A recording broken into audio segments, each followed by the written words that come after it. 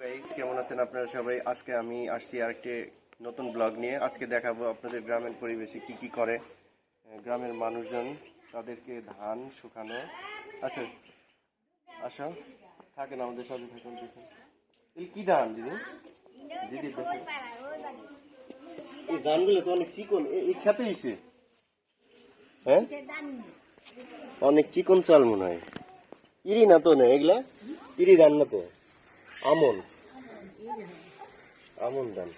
কত চিকন। ওই যে ওইটা কি দেখান, আরো আছে এটি সিদ্ধ করা।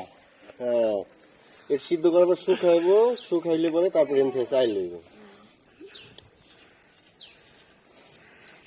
এগুলো তো ভালোই ধানগুলো। এটার কি জানি কয়? হ্যাঁ, না এই যে এটা টানে না ধান, এই যে টাইনে লাইরে দেয় দিদি। এটা দিয়ে সুন্দর টাইনে টাইনে দেওয়া লাগে। এখন এসে আধুনিক পদ্ধতি কত কিছু হয়েছে। আগের মানুষ কত কষ্ট করে এগুলো টানছে। না আমার এলাকায় এটার কি জানি কয়, অন্য একটা নাম আছে। কারাইল দেখি কন আপনারা, কারাইল কন না, এটার অন্য একটা নাম আছে। ব্লক করতেছি তো। এখন আমরা গ্রামের সবুজ শ্যামল পরিবেশে চলে এসেছি। আবার চলে আসলাম প্রকৃতি দেখতে।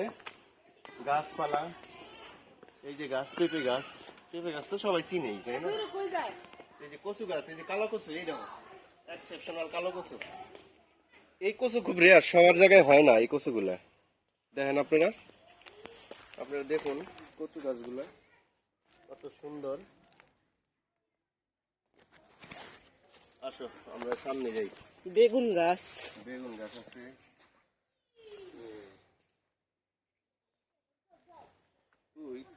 মরিচের গাছ, আবার বেগুন গাছ, লাউ গাছ, মরিচ গাছ দেখাও, কলা গাছ, কলা গাছ, পেয়ারা গাছ। মানে একটা বাড়িতে যা থাকে একটা পরিপূর্ণ সবজি বাগান, যা যা লাগে। এগুলা শাক না? এই যেগুলো শাক, শাক। শাক। সামনে একটা পুকুর আছে, পুকুরে কপি কপি লাগাইছে না, এগুলা এই কপি হইব কিছুদিন পরে। এগুলা কি দেখান? কপি কপি, এগুলো হচ্ছে গোবর শুকাইছে। এই যে এইগুলো অনেক